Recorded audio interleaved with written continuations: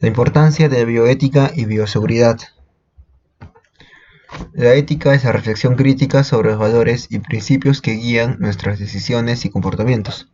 La bioética proviene del griego bios y ethos, ética de la vida. Es la ética aplicada a la vida humana. La bioseguridad disminuye el riesgo asociado al trabajo en el laboratorio y minimiza el riesgo de contaminación o alteración del ambiente. El término bioética es utilizado por primera vez por Potter hace poco más de 30 años.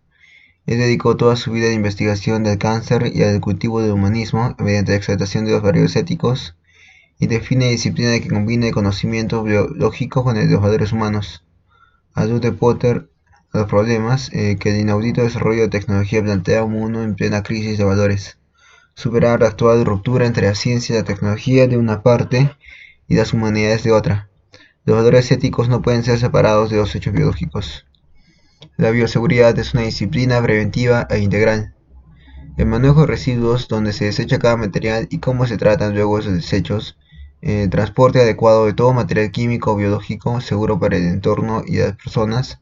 La seguridad de todos los trabajadores de ese ámbito, bioquímicos, farmacéuticos, investigadores, médicos, técnicos, personal de limpieza, etc.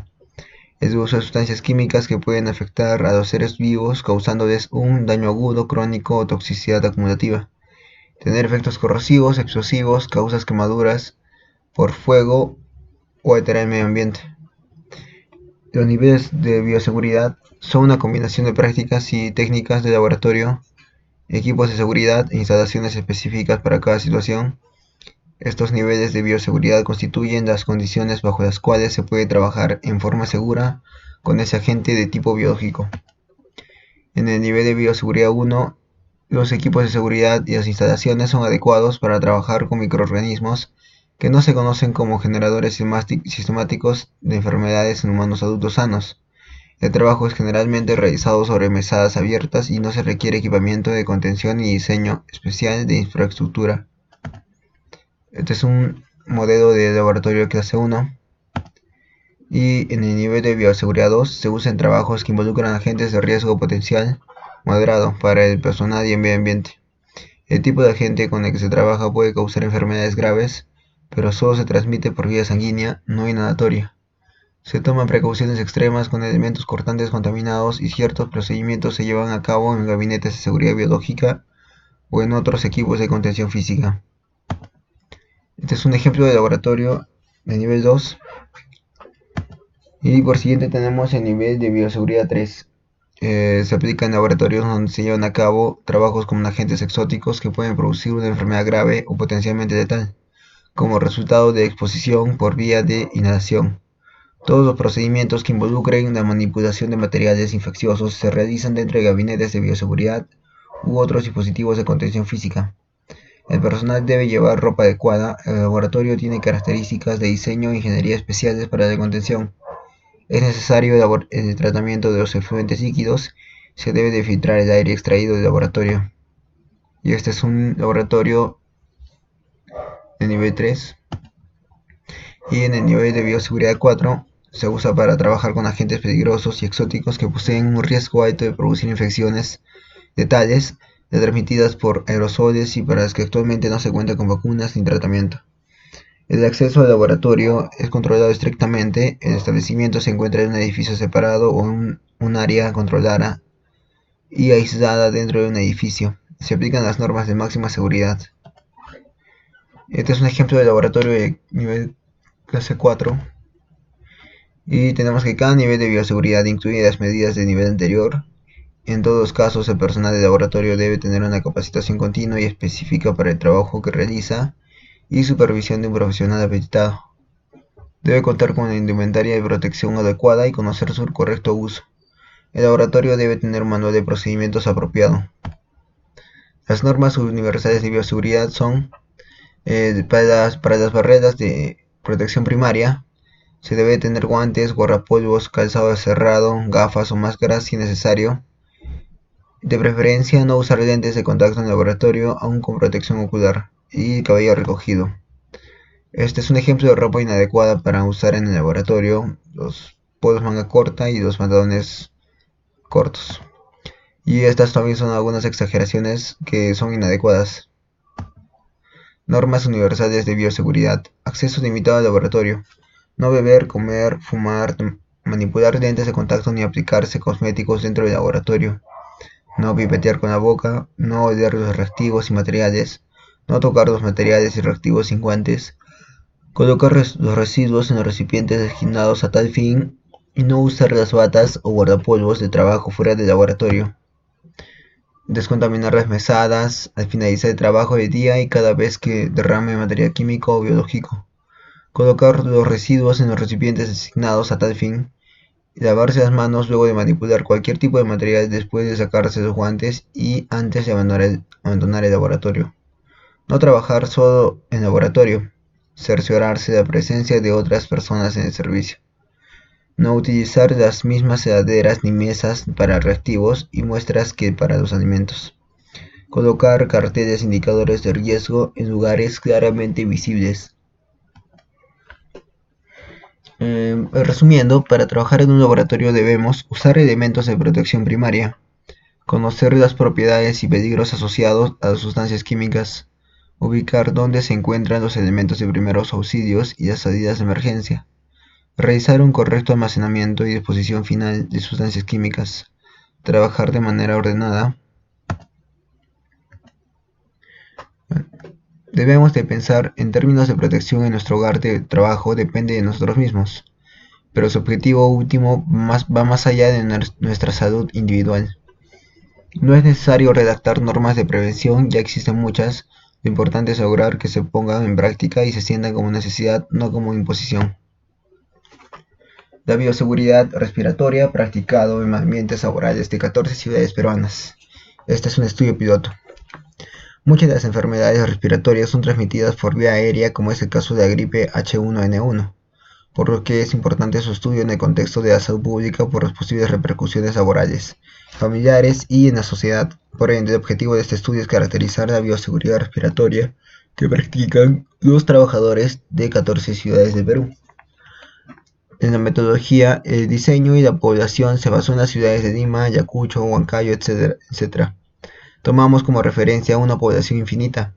Las variables a tomar son la edad, sexo y ciudad. Se genera un resultado de las prácticas más comunes de bioseguridad según el tipo de empresa en el que trabajen y para que esto se considera a los servicios de comida, seguridad, banca y atención al cliente.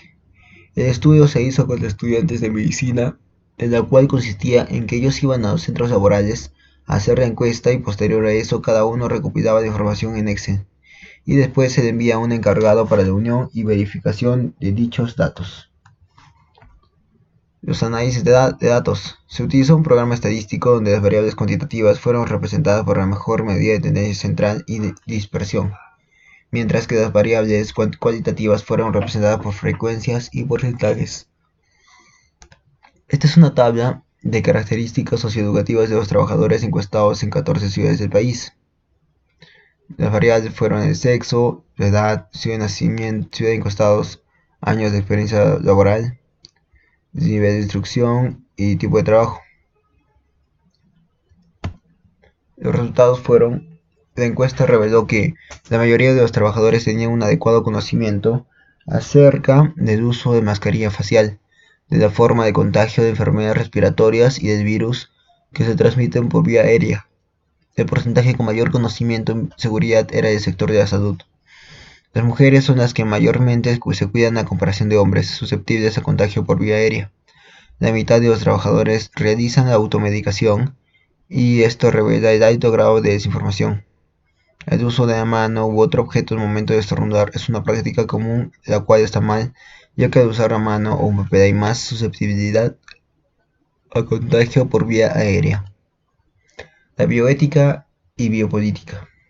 Dentro de este apartado se discute el actual esfuerzo por facilitar el acercamiento de la bioética a la biopolítica, dentro de la propuesta de la derivación de los conflictos bioéticos de la arena política, ante todo lo que se relacione con la pobreza, la inequidad social y la exclusión. Argumentamos que la bioética y política habrán en ámbitos distintos y con métodos que difieren entre sí. La bioética no puede, por lo tanto, adoptar el lenguaje del poder. Una convergencia entre bioética y biopolítica en el plano de la deliberación no es pensable para la biopolítica. La propuesta de la bioética de protección en particular reconoce una profunda incompatibilidad con la biopolítica. En tanto, la primera se ocupa de existencia, la biopolítica se ensaña destruyendo el bios, pues como su nombre lo indica, la vida nuda se acerca a la vida animal y es despojada de su humanidad. En la imposibilidad de adoptar el lenguaje de poder, la bioética queda marginada frente a la política contingente y se produce la paradoja de que el poder político tiene escasa sensibilidad para los insumos éticos. Es notorio que el gran auge de la bioética ocurre en países donde el espectro político es relativamente uniforme y facilita la convivencia, que en las naciones del tercer mundo continúa muy conflictiva. La impostergable irritación con la inequidad social, también sentida por la bioética, se esfuerza por delatar las patologías sociales y fomentar las terapias sociopolíticas requeridas. Estos testimonios no poseen la fuerza necesaria para lograr cambios efectivos, pero tienen la intención de alertar y orientar acciones correctivas. La biopolítica no solo transforma al individuo en una vida biológica, desprovisto de ciudadanía, de derechos, de nexos sociales y atributos personales, como también es agresiva con los pueblos. También en el nivel colectivo, todo lo que la salud pública pudiese hacer por los pueblos queda sepultado bajo las maniobras de despojo biopolítico. La política tiende a desembocar eventualmente en una violencia cuya manifestación más extrema es la biopolítica, que reduce la existencia humana a la vida biológica. Estos procesos de ejercicio de poder tienen por característica la caducidad de las normas jurídicas y morales, supuestamente con el objetivo de preservarlas. El discurso legal, no menos que el ético, queda marginado de participar en decisiones, silenciado de la crítica y desactivado en la práctica. Por lo tanto, la tendencia de la biopolítica a reducir a los pueblos y a los individuos a nuda supervivencia se sitúa en un nivel premoral, donde la bioética no tiene acceso porque su lenguaje se vuelve absurdo en situaciones límite. ¿Cómo puede un principio bioético encontrar aplicación frente a la realidad de un campo de una concentración o en escenarios contemporáneos? Tener vigencia cuando combatientes capturados no son considerados prisioneros de guerra y por ende no reciben el trato humanitario que internacionalmente se ha acordado. Una convergencia de bioética y política en el plano de deliberación no es pensable para la biopolítica, que por definición se excluye de cualquier argumentación y desconoce toda norma ética y legal que no sea unilateralmente elegida por ella. La justificación ética ha de dar los fundamentos para las normativas que rigen el orden social, lo cual apunta en dirección similar a la racionalidad deliberativa, pero la bioética no puede deliberar sobre la vida humana, por cuanto se convertiría en ética filosófica. Para mantener su carácter de ética práctica, tendrá que ser deliberativa, pero ceñirse a los temas de su agenda, biomédicos, ecológicos, de investigación con seres vivos. Por otra parte, hay acuerdo que la ética es una reflexión, una deliberación, un discurso comunicativo que opera con métodos diversos a los de la política fáctica. En ese sentido, su accionar se centra en el escenario de la racionalidad razonable, vale decir que de la deliberación entendida como argumentación racional y valórica. Si la política se adscribe a la deliberación en forma de una democracia ética dispuesta a legitimar su proceder, estará en un terreno común y fructífero con la bioética. Este es otro ejemplo: bioseguridad en hemodiálisis. La frecuencia de exposición accidental de los trabajadores de la salud a los agentes biológicos depende en gran medida de su actitud hacia la bioseguridad. La bioseguridad debe entenderse como una doctrina de comportamiento encaminada a lograr actitudes y conductas que disminuyan el riesgo del trabajador de la salud de adquirir infecciones en el medio laboral. Los principios que rigen la bioseguridad se pueden resumir en universalidad, uso de barreros, medios de eliminación de material contaminado y agentes infecciosos transmitidos por un agente de exposición a sangre. Su objetivo general es mostrar el comportamiento de bioseguridad en hemodiálisis en el servicio de nefrología del Hospital Joaquín Paneca, Yaguajay, Sancti Spíritus, Cuba. Los objetivos específicos son evaluar el nivel de información acerca de la bioseguridad y métodos dietéticos, valorar la percepción de riesgo de exposición a agentes biológicos entre los trabajadores, valorar el estado de la vacunación contra el VHV en los trabajadores que prestan asistencia en el servicio de nefrología, establecer y ejecutar estrategias para su incorporación a la práctica diaria, evaluar las estrategias aplicadas en nuestra práctica diaria. Materiales y métodos. Es necesario definir y describir algunos términos que fueron de utilidad en nuestro trabajo y que son los siguientes: la bioseguridad, los agentes biológicos, nivel de información adecuado sobre bioseguridad, aceptable, información sobre la bioseguridad. Estas son dos tablas. La primera habla sobre la distribución de los trabajadores de los servicios de nefrología, laboratorio clínico y banco de sangre según la edad y el sexo. Y el segundo habla de la distribución de los trabajadores de los servicios de nefrología, laboratorio clínico y banco de sangre según ocupación y sexo. En la discusión tenemos cuatro tablas más, en la cual la primera habla sobre distribución de los trabajadores de los servicios de nefrología, laboratorio clínico y banco de sangre según la escolaridad y nivel de información acerca de la bioseguridad.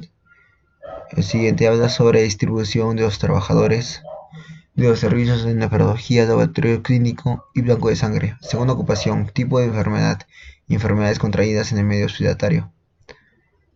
En la siguiente tabla habla sobre distribución de los trabajadores de los servicios de nefrología, laboratorio clínico y banco de sangre según la ocupación y la percepción de riesgo de exposición a agentes biológicos.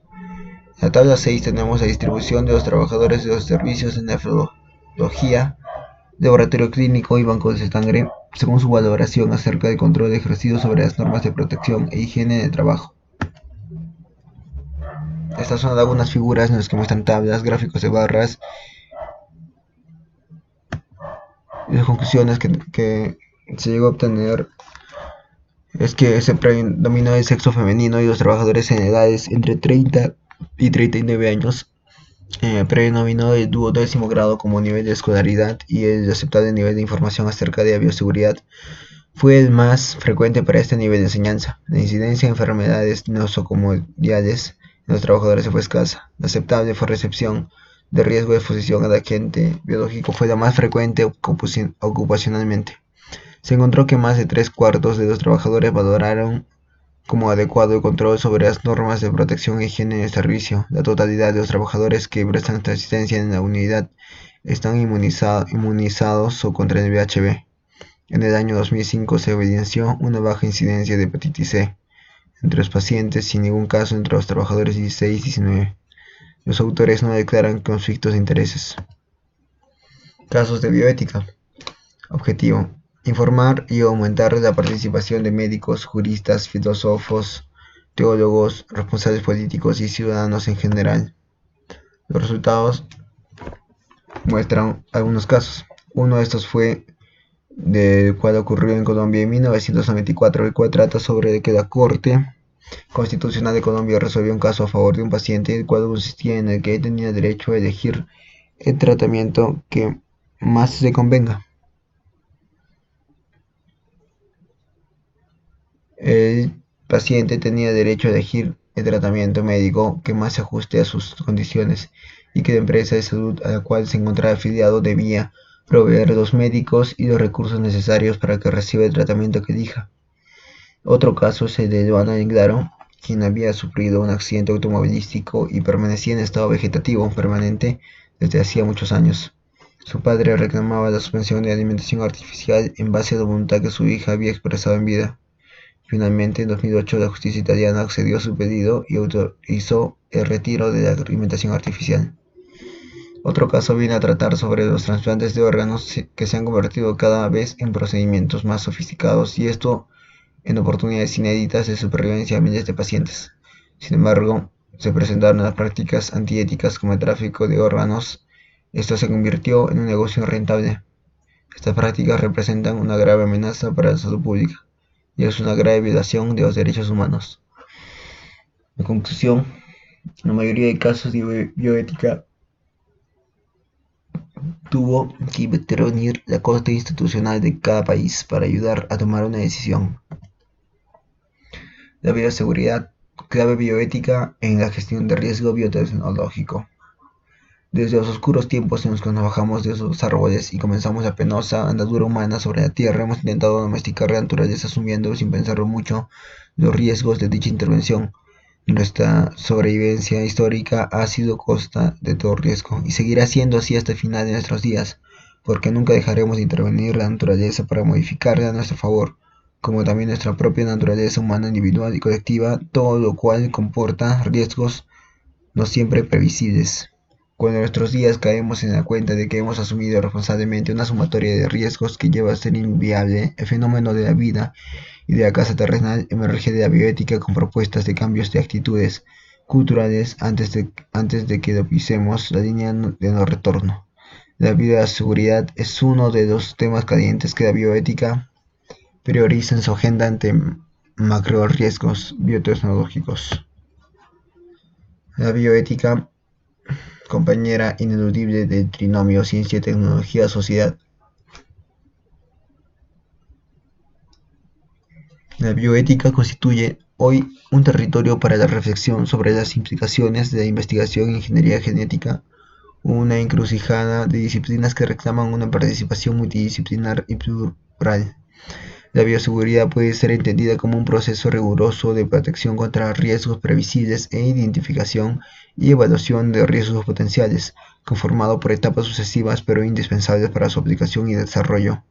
Este proceso se verifica idealmente antes, en y después de las acciones que el ser humano ejerza sobre el material biológico. La bioseguridad, más que una acción de redacción, debe ser asumida mediante el ejercicio del principio de precaución, considerando que la prevención o mitigación de efectos adversos son prioritarios a la misma recuperación del ambiente, no sin tener en cuenta dentro de dicha recuperación procedimientos para el desarrollo de técnicas de manejo, de mitigación y o mecanismos de compensación de daños si es que sucede por algún motivo. La bioética y bioseguridad en atención estomatológica al paciente con VIH-Sida. El síndrome de inmunodeficiencia humana adquirida no es solo una enfermedad, sino una etapa final de infección por VIH, caracterizada por un conjunto de enfermedades potencialmente fatales. El objetivo tiene por determinar el nivel de conocimiento de estomatólogos sobre bioseguridad y el principio de bioética de justicia con el tratamiento de pacientes con VIH. En el Policlínico Universitario Epifanio Rojas Gil, en el municipio de San Luis, provincia de Espinar del Río. Materiales y métodos. Se realizó un estudio descriptivo de corte transversal. El universo estuvo constituido por 25 estomatólogos. Los resultados obtenidos fueron llevados a una base de datos utilizando estadística descriptiva y fueron organizados, resumidos y presentados en tablas de distribución de frecuencia aplicando el método porcentual. Resultados son los conocimientos de los estomatólogos sobre aspectos bioéticos según su formación profesional no eran satisfactorios. Tampoco fueron suficientes los conocimientos sobre normas de bioseguridad en el tratamiento de pacientes con VIH-Sida. La conclusión tiene que, al finalizar, el estudio se evaluó como no adecuados los conocimientos de los profesionales sobre aspectos bioéticos y de bioseguridad en el tratamiento de pacientes con VIH-Sida.